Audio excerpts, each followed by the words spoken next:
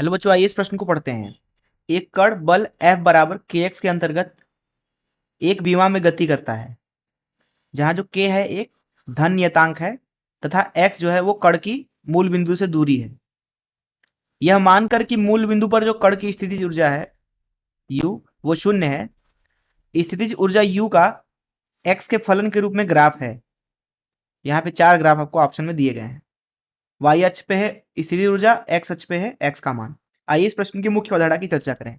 मुख्य अवधारणा देखिए, जैसे मान लीजिए आपको एक बल दिया गया है F सदिश बराबर एफ एक्स आई कैप धन एफ वाई जे कैप धन एफ जेड के कैप, अर्थात आई कैप मतलब एक्स दिशा में, यहाँ पे कोई एक्स का फलन हो, वाई दिशा में जो बल है वो वाई का फलन है, और जेड दिशा में जो बल है वो जेड का फलन है। जब भी आपको कहीं इस तरीके का बल दिखे तो ये बल जो होता है वो संरक्षी बल होता है, संरक्षी बल। तो ये तो पहली चीज आप समझ लें। दूसरी चीज आप ये समझें, मान लीजिए एक बिंदु ए है और एक बिंदु बी है। बिंदु ए और बिंदु बी के बीच की दूरी बहुत ही कम है, मान लीजिए ds है। और यहाँ पे हम क्या करते हैं, एक कण ले लिया हमने, उसको बिंदु ए से उठाकर बिंदु बी पे ले जाके रखा। तो इस छोटे से दूरी के लिए, छोटे से इस विस्थापन के लिए जो बल होगा कण के ऊपर वो नियत माना जा सकता है। हम मान लेते हैं अभी के लिए कि वह ds की ही दिशा में है, अर्थात विस्थापन की ही दिशा में है। मान लीजिए F बल। तो यहाँ से A से B पे जाने पे मान लीजिए स्थितिज ऊर्जा में परिवर्तन है du, क्योंकि बहुत छोटा परिवर्तन होगा, तो इसका ऋणात्मक बराबर होता है F ds के। तो यहाँ से आपको दिखेगा कि जो बल होगा संरक्षी बल, क्योंकि स्थितिज ऊर्जा यहाँ पे है, स्थितिज ऊर्जा केवल संरक्षी बल के लिए होता है, तो संरक्षी बल लिखा जा सकता है ऋण du भागे ds के बराबर। और ऐसा तब है जब हमने छोटा सा विस्थापन और बल के बीच में, जो संरक्षी बल लग रहा है उसके बीच में कोण शून्य लिया है। इस बल की दिशा क्या होगी, यहाँ पे उसको हमने विस्थापन की दिशा में ले लिया है। अब वही अगर विस्थापन अगर x दिशा में हुआ होता तो यहाँ ds की जगह पे dx लिख देते, dx। तो ये बल जो है x दिशा में लगने वाला बल होता।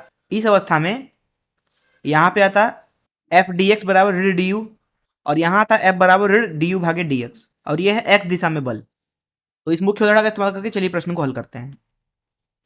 देखिए यहाँ पे प्रश्न में हमसे बोला जा रहा है एक कण पर बल है F बराबर के एक्स, F बराबर के एक्स, और बोला जा रहा है एक विमा में गति कर रहा है। मान लीजिए ये x अक्ष है, यहाँ पे मान लीजिए x बराबर 0 है और यहाँ पे मान लीजिए x है।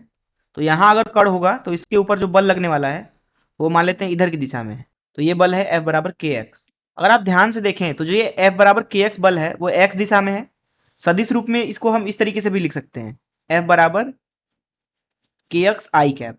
अब ध्यान से देखिए, जो यहाँ आई कैप के साथ जुड़ा हुआ फलन है वो दरअसल x का फलन है, इसलिए जो यहाँ पे बल दिया गया है ये F, ये दरअसल संरक्षी बल है और एक ही दिशा में है। तो एक दिशा के लिए यहाँ पे लिख सकते हैं कि जो बल है वो होगा ऋण डी यू भागे x दिशा में ले रहे हैं तो यहाँ dx बोल देते हैं। सदिश रूप में अगर आप लिखना चाहें तो इसको लिख सकते हैं F सदिश बराबर, यहाँ आई कैप लगा देंगे। और अगर केवल परिमाण रूप में लिखना चाहते हैं तो F का मान ऋण डी यू भागे dx के बराबर। और आगे पढ़ते हैं प्रश्न में। बोला जा रहा है कि मूल बिंदु पर u शून्य ले लीजिए, अर्थात जब x बराबर 0 है तो u भी 0 है। ध्यान से देखें तो x बराबर 0 पे बल भी 0 है, बल में x बराबर 0 डालिए। पूछ रहा है स्थिति ऊर्जा u का x के साथ फलन रूप में ग्राफ है, तो पहले फलन निकाल लेते हैं। f का मान है kx बराबर ऋण du भागे dx, यहां से मिलेगा ऋण du बराबर kx dx। तो इसका समाकलन करेंगे दोनों तरफ। जब x बराबर 0 है तो स्थिति ऊर्जा 0 है, और जब x का मान मान लीजिए x है कोई एक, वहाँ पे स्थिति ऊर्जा u है, तो यहाँ मिलेगा ऋण u बराबर, इधर मिल रहा है k x का वर्ग भागे 2, अर्थात u का फलन मिल रहा है आपको u बराबर ऋण k भागे 2 x का वर्ग। इसका अगर हम यहाँ पे ग्राफ खींचना चाहें, y अक्ष पे ले लीजिए u और x अक्ष पे लीजिए x। ध्यान से देखें तो सभी x के लिए, x चाहे धनात्मक हो चाहे ऋणात्मक हो, u का मान तो ऋणात्मक है। और ये एक परवलय है, कुछ इस तरीके का परवलय, जिसके लिए y सदैव ऋणात्मक है, अर्थात u सदैव ऋणात्मक है। तो ये हो जाएगा इसका ग्राफ। आइए देखते हैं कौन सा ऑप्शन सही है। जैसा कि यहाँ पे आप देख सकते हैं कि पहला ही ऑप्शन सही है। मैं आशा करता हूँ कि आपको इस प्रश्न का हल जरूर समझ में आया होगा। धन्यवाद।